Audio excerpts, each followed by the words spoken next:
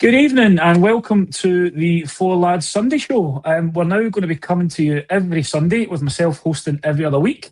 And tonight I'm joined by two of the best podcasters that we have in the stable. But before I introduce them, I need to give a mention to the sponsors of the Sunday Show, local dart shop online. John and the team have been the exclusive sponsors of the Sunday Show for the season, and we really appreciate their support. Make sure you visit them on www.localdartshop.co.uk, where you can get all your dart supplies and setups for your home if you need them. Now, as I mentioned, I'm delighted to be joined by two guests. First up, we have the best dressed man I think I've ever seen on the gantry, Mr. Mark Morrison, the return of the Mac, you could say. How are you doing, mate? You all right? I'm good, thanks. Never heard that one before, but no, thank you. No, it's been a good weekend, and also we've ended off with a great win, shall we say. So, no, all in all, happy. Thank you for having me. Good. Certainly better than it was this time last year, that is for sure. And then next up, this lady needs no introduction. She is not only the queen of Four Lads, she is the queen of Rangers podcasting world.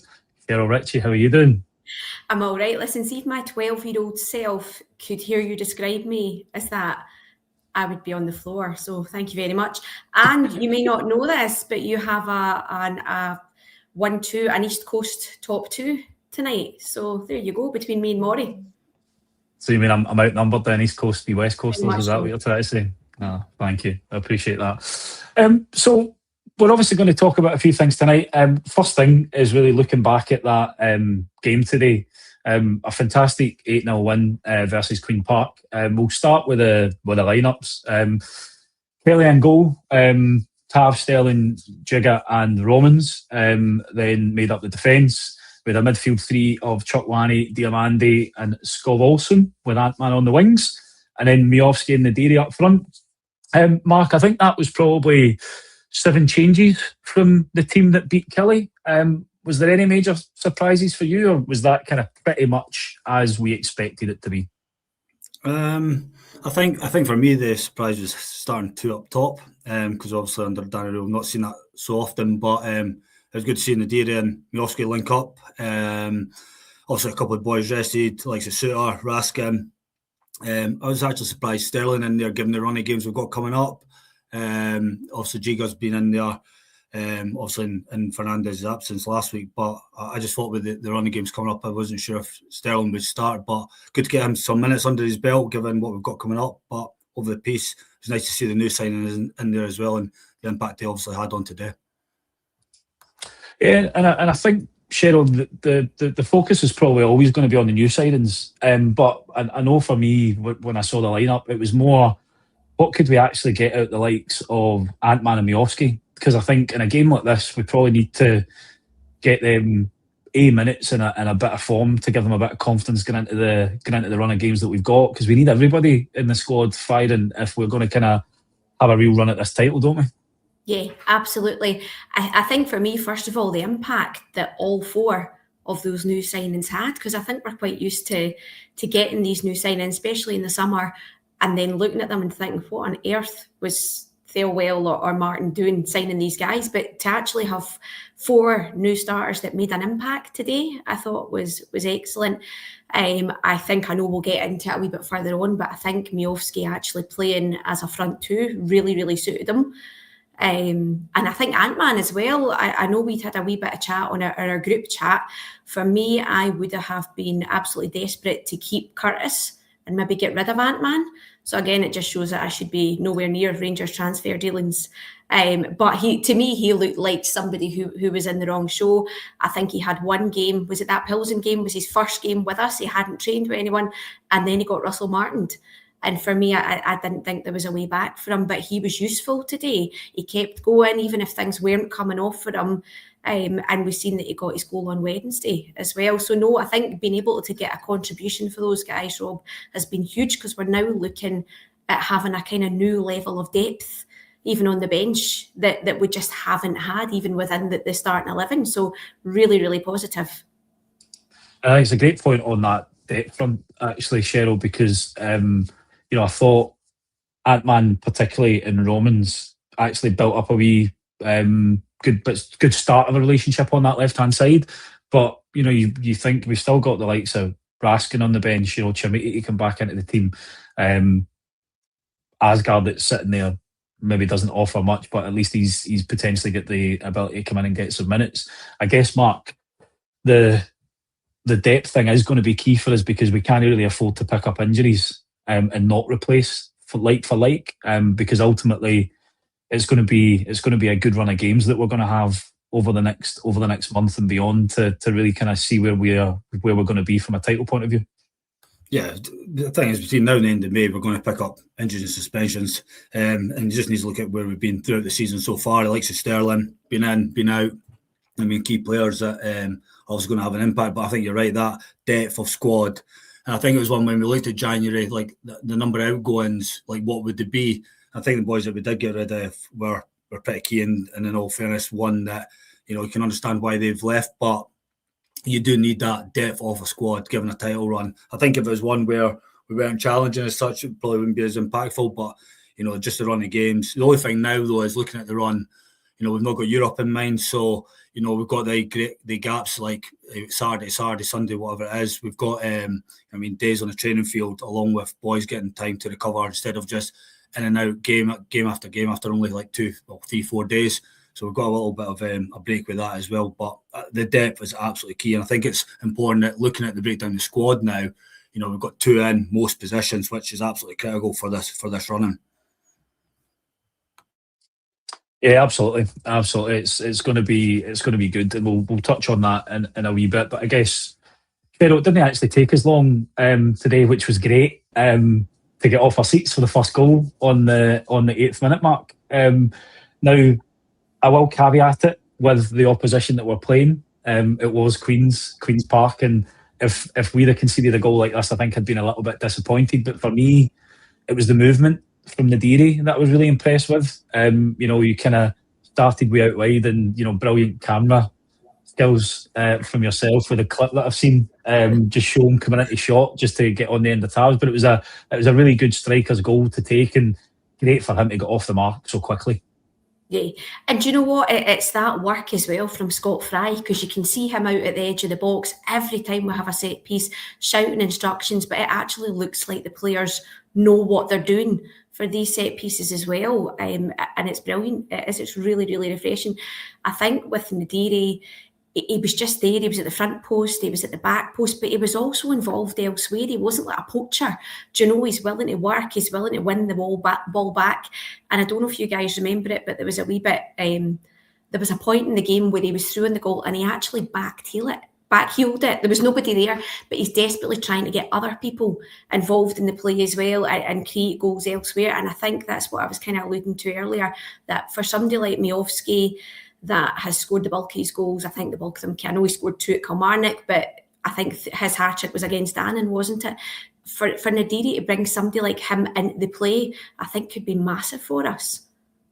Yeah, and I think the difference is, while Chermiti's build-up play has been much more improved, he still hasn't really been able to hit the back of the net on a regular occasion, even in games like this. I think you're right, the overall play for Nadiri, and we'll cover the second goal in a wee minute, but just he seems to have much more of a striker's instinct. I don't know if you saw that as well, Mark, but every time he did bring somebody into play, his first thought was spin and get in the box and see if I can get on at the end of this when the ball eventually comes back in. I think when we've looked at a number of games with Chermiti in particular, McCoist has brought up in a number of European games in particular, the runs he's making, or he's outside the box when we're in the final third. I think that's the difference between the data, is where even if he is involved in that link-up play, he's just, you're spot on where his first thought is, I need to get in that box and have some form of an impact. I think there's parts of his game that's still raw, but I like him. I think for his second goal, and again we'll go into a bit more detail, but give me that Mark Haley sort of moment where he was happy to put his head in. I think he's got that bit of fearlessness about him as well. But I think the important part is when he is involved in link-up play, as soon as he's done that, he's then turning and saying, right, how do I get in that box? How can I get involved? Whereas Chermiti, for example, he has came on leaps and bounds from where he started, but there are moments that we are in that final third, then we've got nobody in the box to penetrate or cause some form of threat, whereas he's obviously got a bit of difference. And so far, I'm quite impressed with what he's had to offer with Nadiri. And then, I guess, Sheryl, it became a bit of the tab show, didn't it, after that? he gets a hat trick, I think that takes him to something like 13 goals this season. People in the chat can make sure I've got my stats right. But I think it just demonstrates, even though his game time will be limited, that he can still contribute a lot in probably 3 very different types of goals today. Yeah, and do you know what? That again, we end up speaking about him every week, don't we? And like I said before, we could do a series of pods on Tav and whether he should stay and how he should be managed and what should he get another year, what's happening next. But games like this are ideal for him, and again, it's going back to that depth where we can bring him in and he can play a role there, albeit a reduced one, because, and I know, you know, we were never going to lose that game, but you've seen what happened with that offside goal when he got caught with the Queen's Park counter. So there's always that element, that wee bit of kind of defensive risk. But again, Tav scoring from open play today as well. How often does that happen? I mean, we're used to his penalties. He's contributed so much. But in games like today, there is still definitely a role for him, albeit a reduced one. Yeah, and I think for me, it was the thing that really impressed me in that first half actually was the pace and the pace and passing that we'd done. You know, it wasn't the usual tippy tappy side to side, and there was a lot more purpose for the ball, I think, Mark, today, and that probably came a lot from Chukwani in the middle. I thought he was really, really good today. He seemed to be really, really comfortable with the ball, moved it about really quickly, but he was also strong when he needed to be, and probably set the tone for a lot of how we played in that first half. And there was some really, really good passing movements. You know, particularly the goal where I think it was Deal whipped it in for Tav for that first one that he scored. So that was good to see. And we can always say that it's opposition like Queen's Park, but ultimately we've been struggling for attack and play. And, you know, that's now, 13 goals in 2 games at Ibrox. It's setting us up for a really, really good kind of push for this title now. Yeah, and I think it's, you know, we talked about like Danny Rule and stuff like that, like in the running the games and also getting these wins that he's somehow miraculously done for us. You can sort of see now the patterns of playing, the likes of Chuck in the middle of the park, the impact like that he can have. Also, I think the impressive thing for me was today in particular was he didn't labour on the ball. And I think a lot of times when, you know, in prior seasons, we played the likes of Queen's Park and whoever it may be, we're just slow, passive, I say quite laboured, whereas he literally was getting the ball, touch, pass, out wide, into the striker, you know, and just building up a lot of good patterns of play. And a lot of it was starting from him, which was positive. But I like the other side of his game as well, where he is quite physical, and I don't think we've had that. I think he can add that into our team. You can see, I think he will be a key player, in particular with the next 4 games that we've got coming up. And that physicality, Sheryl, is something that we've now got throughout the team. You know, I think we've added 2 Romans, who's over 6 foot, Scott Wilson, and not Scott Wilson. Is every time I hear his name, that's who I think people are talking about. You know, Chukwani and then Nadiri. It's great to see. That's obviously going to help with the work that Scott Fry's been doing. You think, and add to that the likes of Manny Fernandez. Set pieces are going to still be a real threat from us. But as we showed today, once this team clicks, there's going to be some really, really good football on the show. Yeah, absolutely. For me, I think with Chukwani, I think the fact you can play him as a 6, play him as an 8 as well, but he's really, really physical. Particularly that last goal, there was no space in the box whatsoever, but he was really, really strong. And I think it was Asgard he played the 1-2 with. And you're thinking, how does he actually get through there? But he just bullied his way through, and it was a brilliant finish as well. Do you know what? Can I bring this up, right? I'm absolutely obsessed with this because obviously this time a year tomorrow was the first game against Queen's Park. And the difference in the goalie today and then this time last year as well, right? But do you know what? I did a wee bit of research. I went a wee bit kind of rogue here. Sorry, Rob. But I had a look at that team, right? Because I was remembering just how desperate it was. It was freezing. I think it was later in the day as well, so it was dark. And it was just a horrific game, right? But this was the team for that game. Kelly in goal, Tav, Fernandez, Proper and Jeffrey, Diomande, Bailey Rice, Cherney, Hadji, Bajrami and Igaman up front.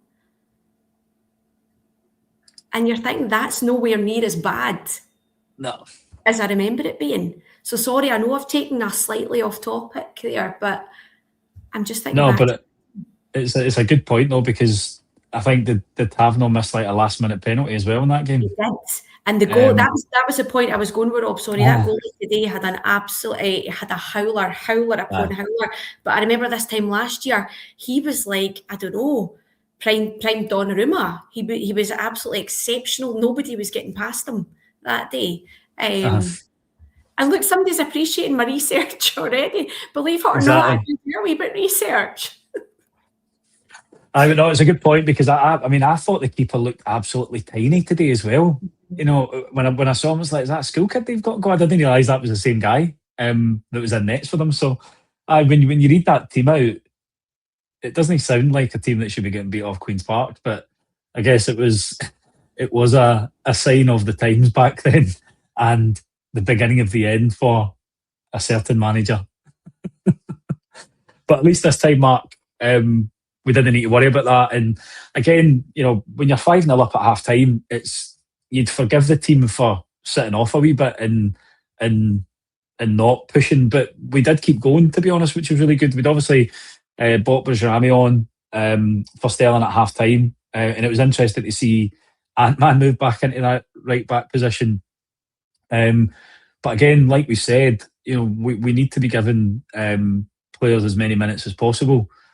I don't think Ant-Man's going to be the answer at right back, but it was nice to see Tav getting moved into the centre and probably protecting Sterling a wee bit, because ultimately games like Motherwell, Hearts are probably where we're going to need him, and we need to make sure that he doesn't break down, because they're going to be really important. Because I guess probably don't trust Aarons as much in either of those games, and maybe not Tav, but will depend on what Danny decides and what he sees fit for those games, doesn't it? Absolutely. And I think for like say Aaron's, like obviously Ant-Man moving right back today. I think Tav, moving into centre back, I quite like him in there. I think given his legs now have gone, he can still get up and down, but not anywhere where he was like in the last like 2-3 years in particular. But I don't mind him in the centre back, but I think he needs somebody, Alexa, etc., to sort of keep him in place. But no, Ant-Man throughout, and I think Sheryl made it in terms of the impact he had early on in the first half. I quite like him on that left side. But it's like nowadays, the modern fullback are sometimes field wingers.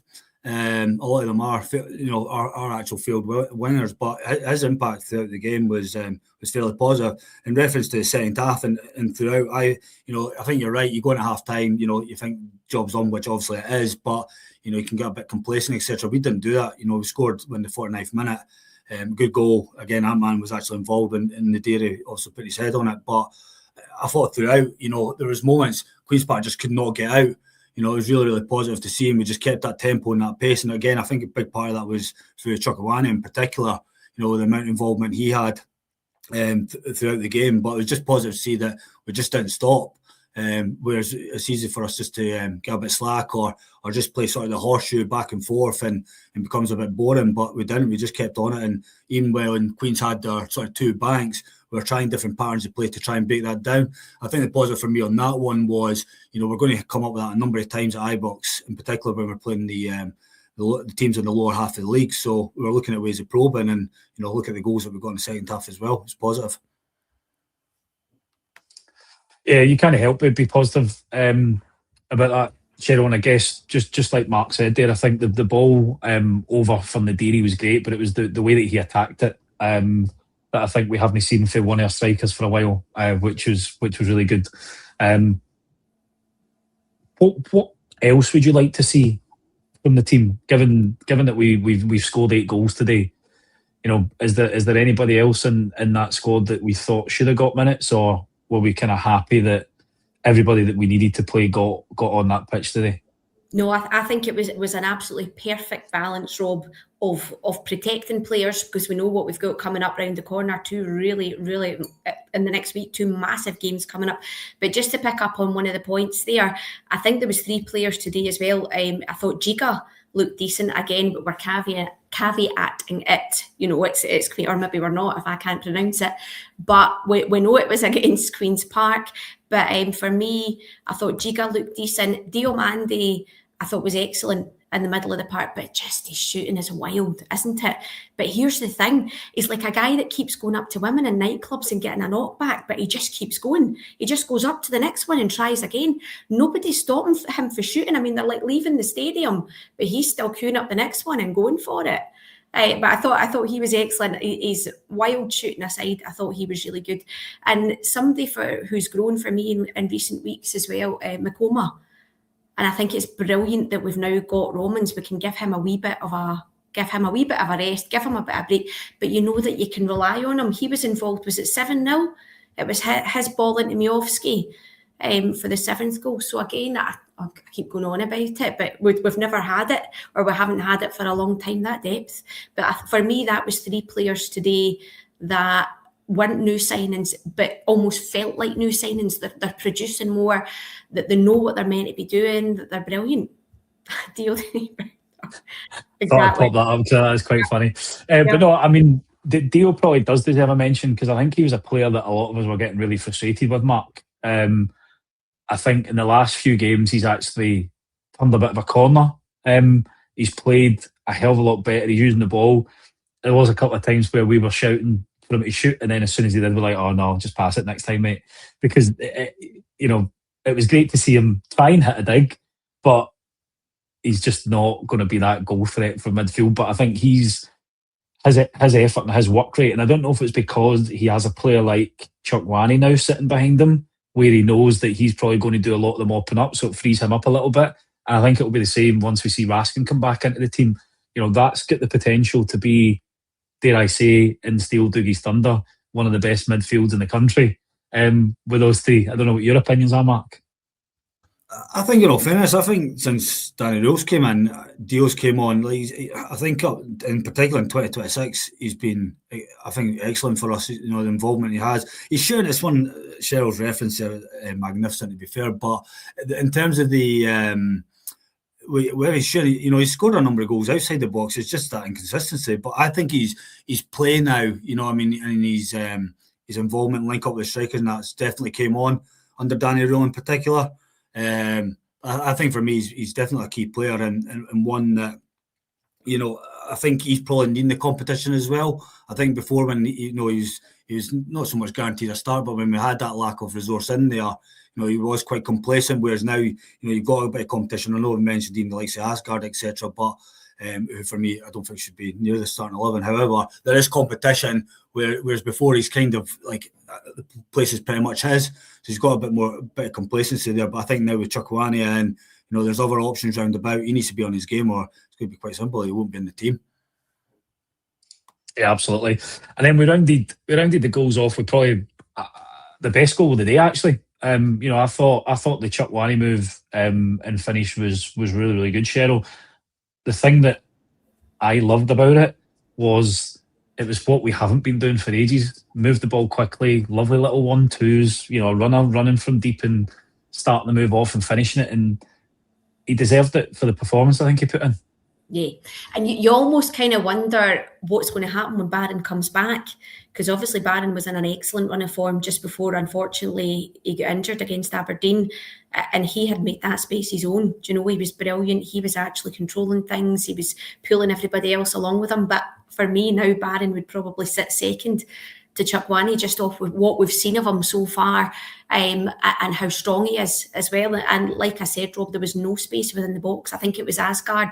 Don't get me started on Asgard, but Asgard, a nice 1-2, no space whatsoever, but just with sheer will and strength, he powered through, and he swept that home beautifully. Yeah, and it was a good ending to actually a good game. It was one of those ones that could have been a bloody hiccup again, but actually, we were never really in any danger. It was great to see us control it from start to finish, see the team score 8 goals, and a perfect end to a Sunday. I guess, Mark, just before we move on, who would be your vote for man of the match? Obviously, I think Tav got it in the stadium, but anybody else that was out for a shout? Chukwani for me. I thought he was the best player. I thought he dictated the play and pretty much orchestrated everything we were doing throughout. For me, I thought he was the best man in the park, and I don't know if he got the first goal or not in terms of that was given an own goal or not, but the final goal I thought was exceptional, and he's finished it really well. I just thought the way he played, and as I said, the way he dictated the tempo, and we just never stopped. And I think a big part was through his involvement. Cheryl, who was your pick? Yeah, same. An honourable nod to Nadiri as well, just for the fact that he was such a threat up front, and he gave us something that we haven't had for a very, very long time. And he brought the best, as we said, out, and others as well around him, Miovski in particular. But yeah, Chakwani, I thought was excellent. Very, very exciting to have somebody like that with us. Good stuff. So we'll now focus on the future a wee bit, but before we kind of do that, I think it'd be good to just get some first impressions from you both on the players that we've signed. Obviously, we've mentioned that all physically good presence, adding a bit more physicality to the team, but not just physically imposing, but they're actually really decent with the ball at their feet, which is the biggest kind of surprise for me. We'll start with two Romans. We've only seen them for a small bit against Kelly and what was it, about 60, 70 minutes today against Queen's Park. But the thing for me is that his willingness to attack, but also the variation when he gets in that final third of the ball, is not just as if he wants to loop the ball over every single time. You can see he's looking for a runner or a pass into somebody's feet, which I think is really, really promising. I guess, Cheryl, I'll come to you first just to get some first impressions on Mr. Romans, or the second coming of Arthur Newman, as some people are calling him. I just think what he offers us, like you say, he's got his head up all the time. He's looking for a pass. His crosses have been excellent as well, albeit we've seen him, a game and a half or whatever. Do you know what I mean? No, it's not like us to get carried away over somebody straight away when they look semi-decent. But we've not had, since Borna, somebody that can actually whip a really, really good ball into the box. So no, I'm massively excited by him. Again, we've got that wee bit of depth because Magoma was coming on at a game. But I seen in the comments there, I'm going off piece slightly, but if you're going to use Romans left, then maybe pushing Magoma up a wee bit. I don't know, there's the option there as well. But no, I think he looks really, really impressive. I'm pleased that he came in as quickly as he did as well, Rob, because it was a wee bit dubious when he arrived and we heard that he had an injury and it would be 3 to 4 weeks. But he's hit the ground running. He really has. He's been really, really exciting to watch, albeit for 1.5 games. But we'll move. Absolutely, Mark. In those 1.5 games, what's your impression been so far of Mr. Romans? Well, given we are a professional podcast, I did a bit of research before he signed, and I called out a couple of weeks ago that was the one I was most excited about. So I think it's paying dividends. But I think for me, I think he's a spawn. A couple of things in his game is, you see the sort of through balls he's playing, the likes of Ant-Man. He's also then doing the overlappings, getting to the byline. I think it's that variation in play, which, when we're playing in a team, when they're looking at analysis on us, I think having that versatility and different options of how he'll play, gives us that. I think gives us one up. But I think his presence, just not only going forward, but when you see him defensively as well, we've not had that for a long, long time. I think that will be a big plus for us.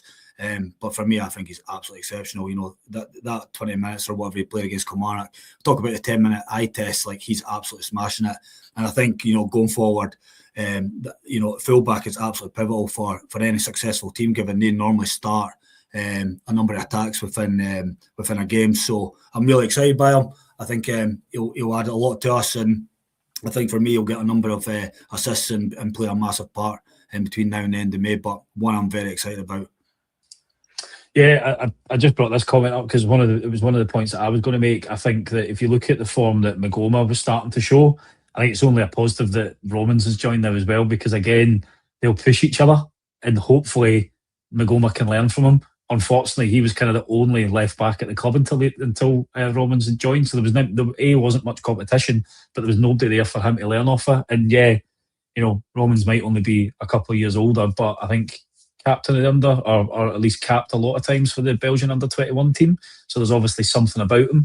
And if Magoma can learn from him, again, the variations and run the variations and ball, it's only going to make Magoma a better player for the last kind of 3 or 4 months of the season as well.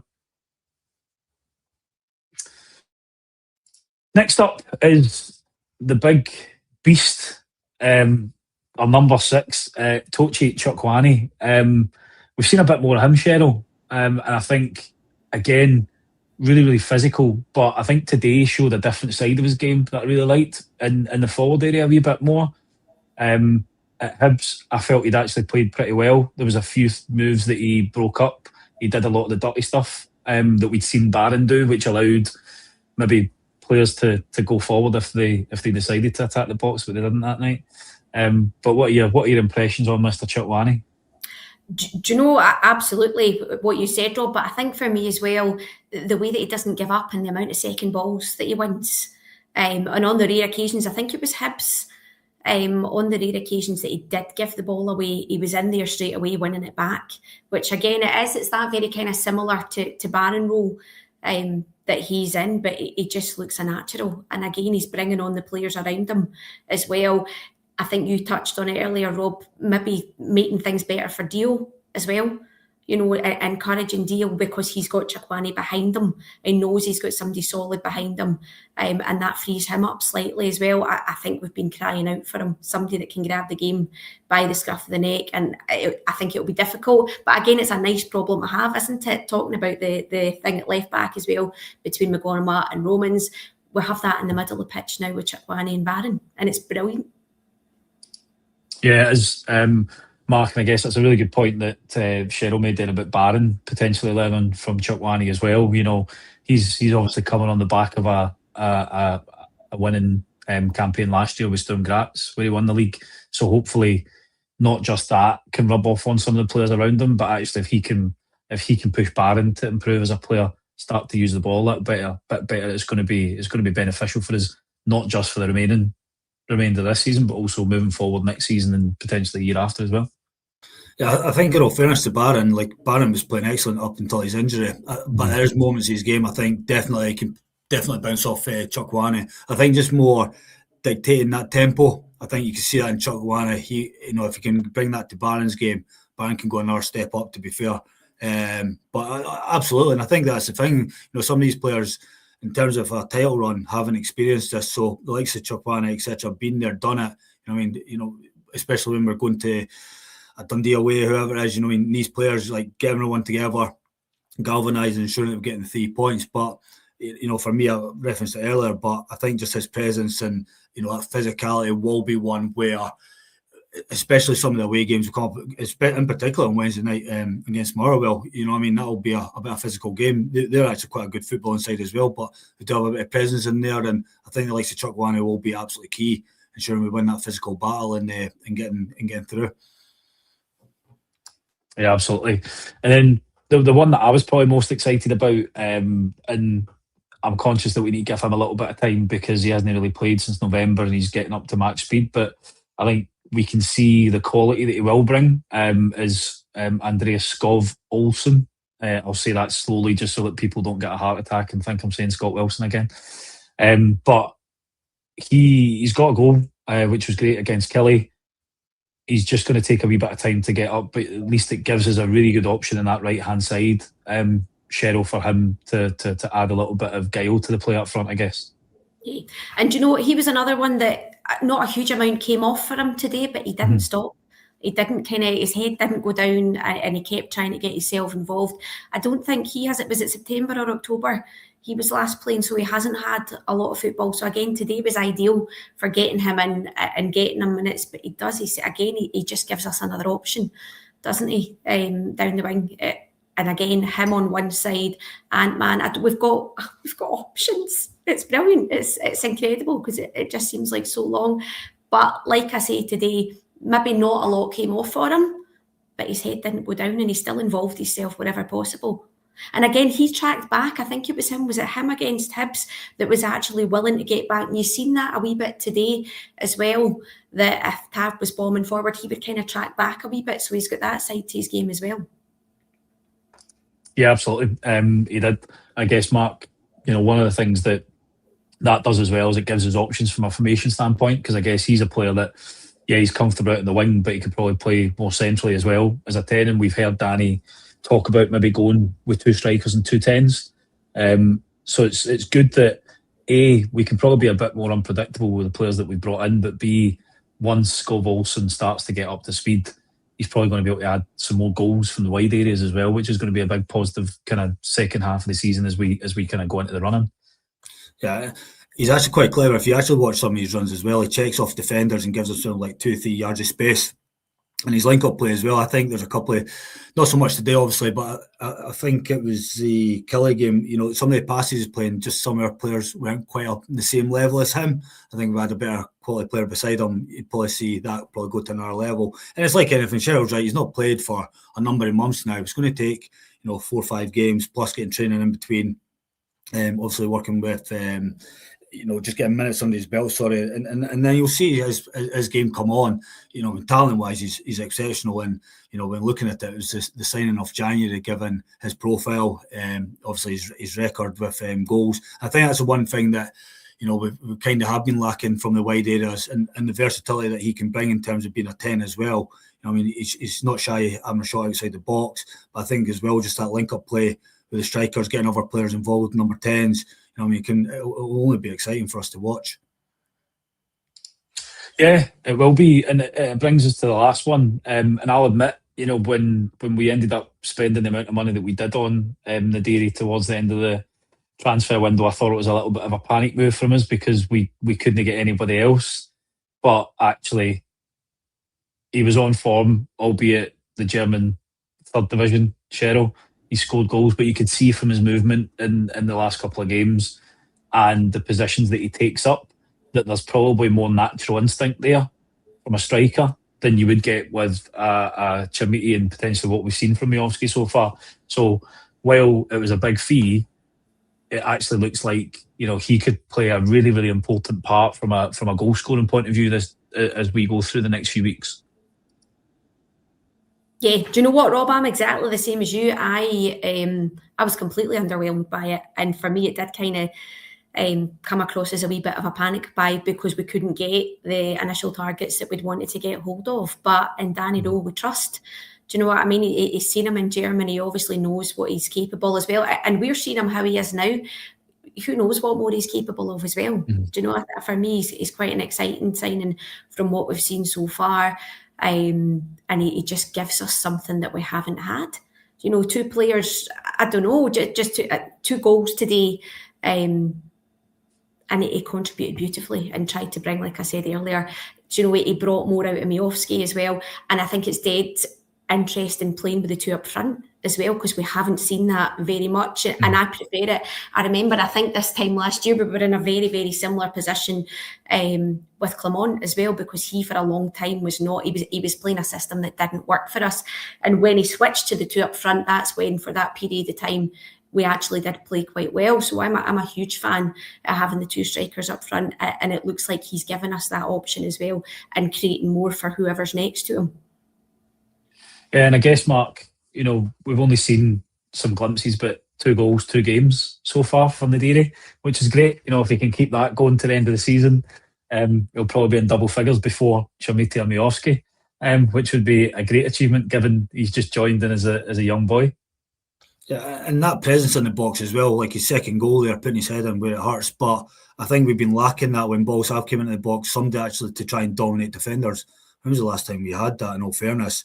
And, it's another option in terms of attacking variation where, when we have been putting balls in the box, realistically, how confident we believe that something's actually going to happen in open play? Just haven't, where his presence, and I think as well, his work rate, I don't think that can be undermined, how hard he actually works. I didn't actually see his running stats, but every time he was on the camera, he just never, ever stopped. He's got a bundle of energy. He can find the goal, and one that, we've spent a little bit more than what we were expecting, but this could be a winner here with Ndidi, sorry. Absolutely, and that brings us to probably what's going to be the most awkward discussion that we have tonight, because it's looking ahead to the kind of rest of the games in the month. And to be honest, probably 3 out of these 4 games will likely shape the title bid. We obviously face Motherwell away on Wednesday night. Next weekend we've got Hearts at Ibrox, then we're away to Livy, and then we've got that other mob for across the city coming to visit us. Now, it's going to be a test for the team, but a test for Danny Rule as well, Cheryl, because ultimately it's going to be a run of very, very big games. Listening to him in the post-match, I think there seems to be a real belief. And I think, to be honest, we've got to believe as well as fans, because you think of where we were end of September, and to be 3 points behind Hearts, potentially being able to go above them after this run of games is finished and be in pole position for the title. It's dreamland stuff since he's come in, really, isn't it? It is, but do you know what he's done exceptionally well, Rob? He has kind of squeezed the life out of a group of players that were not producing anything, or were producing very, very little under he who shall not be named before him.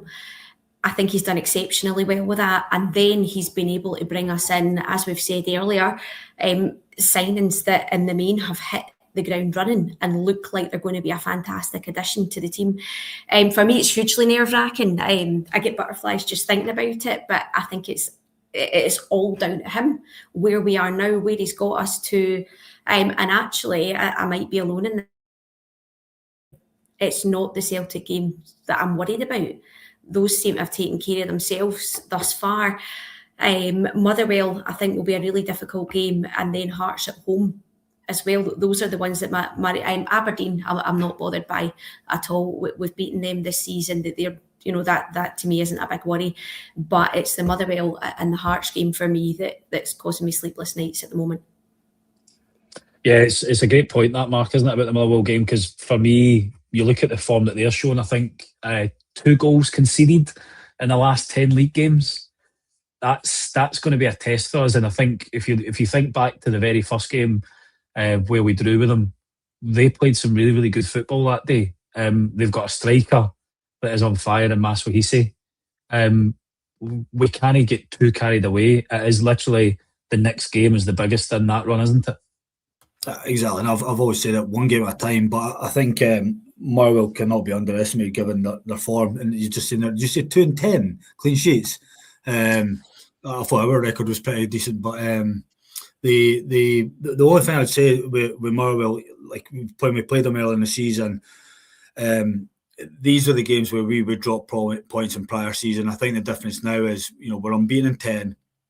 I know it's not always been pretty, but we've just found ways to win, and that's where the credit's got to go to Danny Rule. I think now with the transition, the new players coming in, we get them. We've obviously been Scove Olsen, but obviously getting minutes. But I think the 4 new in particular, the likes of Ant-Man, revitalise. We've got players in there who can cause a threat. I think it's an exciting game, but both football and teams, and it would be one that. It won't be easy, but we need to be going there with nothing less than 3 points come Wednesday night. Yeah, absolutely. And Cheryl, I guess it is going to be tough, but like Mark said, we've got to be believing that we can get the 3 points there. How would you like to see the team line up? I guess the good thing is, as we've spoken about tonight, we've got options, and it's going to be really difficult because. What you say is probably going to be different for how I'm going to be lining up. For me, I think the games where we've struggled this year has been that midfield battle. Mm-hmm. And I think if we can take care of the middle of the pitch, then it just frees up. The other thing, Motherwell like to play nice football. They're going to have space that we can potentially exploit. So there's a lot for Danny to think about. But how would you go about lining up, and sort of spring that on you? Do you know what? For me, at the moment, it's Chikwani is your first name in the midfield for me, and it's a case of who we pick and beside them. But again, we have that depth. We have the choice there. Raskin wasn't involved today. That's huge. And again, I know it was against Queen's Park, but the level of depth and choice that we have there, particularly around the midfield. If you look back at that game at Tynecastle just before Christmas, the midfield was non-existent. There was nothing doing there. There was nothing going on up front because there was nothing coming from midfield. So now to have those options and to have a really strong midfield potentially that's going to get the ball up to somebody like Nadiri, I think is huge. It's just really difficult. Again, would you play with a front two? Nadiri, I think for me, Chikwani and Nadiri, they're my first 2 names down. I think they've done very well. Rowe's done very well managing Sterling's minutes as well. I would like to see him back in. Tav at right back ahead of Aaron's. My only worry is Tav defensively. We know that he can still give you an option pushing the ball up, but for me, I don't know who we have in at right back, because neither of those two. Do you move Sterling at right back and then have your two centre backs? I don't know. And Fernandes, I'm not sure. So I have done nothing to answer that question other than tell you I would have Chakwane in the midfield with another, and starting Nadiri up front in a front two. On you go, Mark. I know you want to come in. Do you want me to do my team? Go on then, mate. So I do Sterling right back, Suter, Fernandes, Romans left back, and then I'm going with one up top, Sheryl. I'm not doing two. Why? I'll tell you why. So I would have Raskin and Chakwane for that midfield battle, with Gassama on the left. That's a bit controversial one with Ant-Man's been. I would right mid, obviously Olsen, Mikey Moore as a 10, and Adiri as a striker. That would be my starting 11. And we'd win 3-0. So the only change that I would maybe make is maybe Dio for Moore, just so you've got a bit more solid in the middle of the pitch, and maybe stick Moore at left rather than having Gassama there. But that wouldn't be too bad a team either, to be honest, Mark. I think it's going to be a big game for us on Wednesday, and we kind of get too carried away. But if the team want to be taken seriously, that's the game that they can set a bit of a marker down for the running, isn't it, Sheryl? Because if we get a really positive result against Motherwell, all of a sudden we're getting in with more momentum against Hearts at the weekend when it comes round. Yeah, absolutely, and that's what we need. Because the other thing we need to remember is obviously we just have to take care of our own results. But there will be slip-ups for Celtic. We've seen with Hearts as well. They were on a great run, but that St Mirren result was huge for us, and it just shows that they're capable of a slip-up as well. Their discipline doesn't look particularly great at the moment. So we can capitalise on that, but it's just all about what we can do. I am going to disagree with a comment and with Mark. I would still like to see Nadiri and Miovski up front, but other than that, I agree. Aye. And then the rest of the month is next up is Hearts. Obviously, probably only team to beat us twice this year, actually, aren't they? In the league, I think. Absolutely robbed by some officiating in the first game at Ibrox. But I think they were a team that wanted it more at Tynecastle when they beat us there. A good time, Sheryl, I guess, for us to get revenge would be when it's the business end of the season, and we've clawed all of that back, and potentially at that point it's a result that means that we could end up going level on points with them, which would be phenomenal. Yeah. Do you know the only thing I will do? I'm going to disagree with you as well. I'm going to follow it with both of you. For me, that first Hearts game at Ibrox, I thought we were exceptionally poor. I remember Asgard had an absolute stinker, and I think it was Moore that came off after the first half as well. So, yep, there was the dodgy decisions, but we're now miles away from that. We've got Mikey Moore playing where he should be playing, making a massive contribution. So there's no reason why we can't go out and win these games. We're playing with confidence. We've got a tall team. We've got players that are not going to be bullied off the ball. We've got better players that are pulling other players along with them without getting too carried away. Again, we know it was Queen's Park, but I think it is time to get really excited potentially by the players that we've got. And Danny Rowe, he's I can't remember the catchphrase he came out with today. It was something like hungry but humble. And I thought that summed it up, the way that he's approaching these games, taking them a game at a time. But there's a belief when you look at him. Do you know, he's so calm. He's got these guys, organisation as well, really, really well organised. We look like that today. And there's no reason why we can't go out. If we play the way that we know we can, there is no way there's no way we can't go and give it a really good shot. So I'm going to put you on the spot first, Mark, then. Right, we've got Motherwell, Hearts, Livy and Celtic. How many points have we taken? I'd like 12. And I don't see. And in all fairness, you take we're unbeaten in 10. And the draw at Hibs, and to be fair, it was like the end of the world, wasn't it, when we drew with them last weekend? But I think we've got to put in perspective here. The way we're playing now, I think the belief that the squad's got. If you'd asked me that maybe 2 months ago, I would have told you off your head. But I think now with the way we've got some momentum, I don't see why we can't get 12. I think Cheryl's absolutely right. With Celtic game is probably the least one I'm worried about. I might come and bite me in the arse, but I think, you know, out of the 4, that would be the one. I think Wednesday's massive. You know, just get, and I think then it's like anything, isn't it? That momentum, confidence breeds. You know, if you're winning, I think we get over that first hurdle. Come to Hearts. So Hearts come to us, sorry. You know, I mean, it won't be an easy game. I don't know if Shanklin's back and the likes of Devlin as well, but if they're missing the 2 players, they're not the same squad as what they are when they 2 are in. It won't be an easy game, given they've still done well throughout the season, but I think we're a different animal to what we were when they played us, you know, at the start of the season now. So for me, I think we should be going for 12. If we get 10 out of 12, I still think the other 2 will drop points. Hibs have got Hearts on, is that Tuesday? I think it is. You know, what I mean, there could be a potential points drop there. I don't know Celtic's running, but you know, they've got us to come. They've got to come to us at Ibrox, where I think realistically, you know, we given how we're playing, we should win that. But it's like anything, we've just got to take it a game at a time. I'm not going to get carried away, but I think we'll get 12. Good man, Cheryl. Same question to you, pal. I'm going to agree. There you go. I'm going to surprise you. I know. No, I am. Like I say, it's down to us. It's down to what we do. I'm sure. I mean, I've seen it in the comments there. If Hearts slip up on Tuesday, that's massive. And what worried me in the past is we were completely at times incapable of taking advantage of results like that. But you've seen on Wednesday against Kilmarnock, after the Hearts result against St Mirren on the Tuesday, there was a time where we wouldn't have been able to do anything with that. But we're now in a place where we can deal with that pressure, we can go out and we can get the result.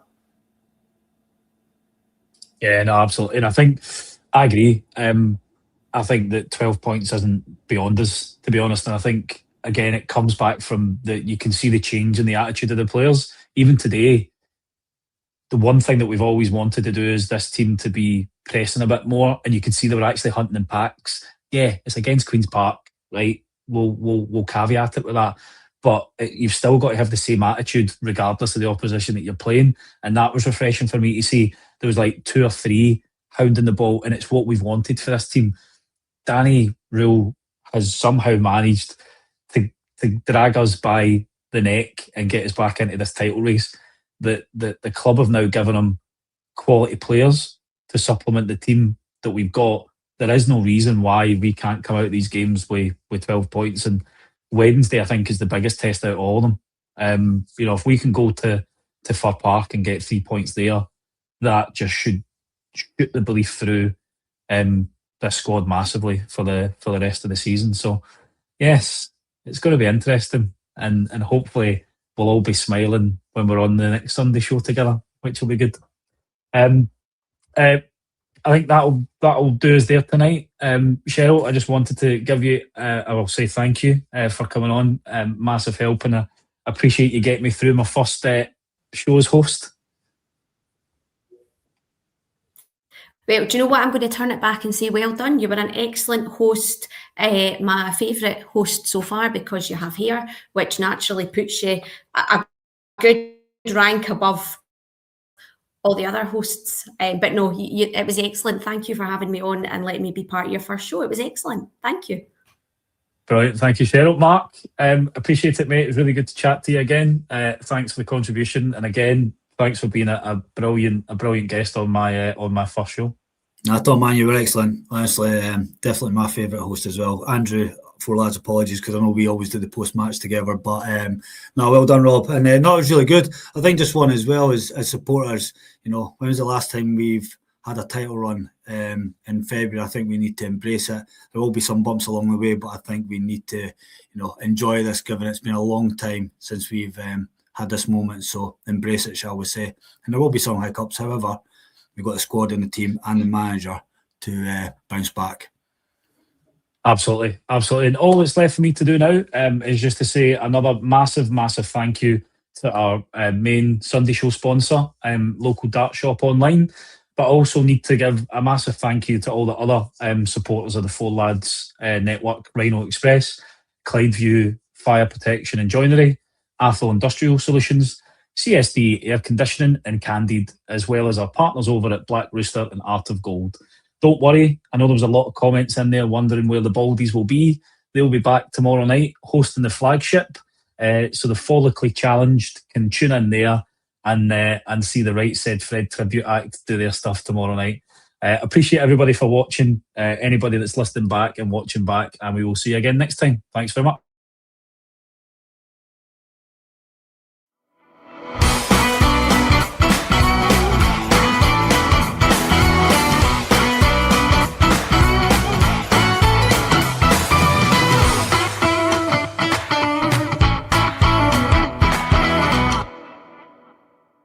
The Four Lads podcast is sponsored by Rhino Express, Clydeview Joinery, Athol Industrial Solutions Limited, and CSD Air Conditioning, in partnership with Black Rooster and Art of Gold. Thank you for listening to or watching the podcast. We hope you enjoyed the show.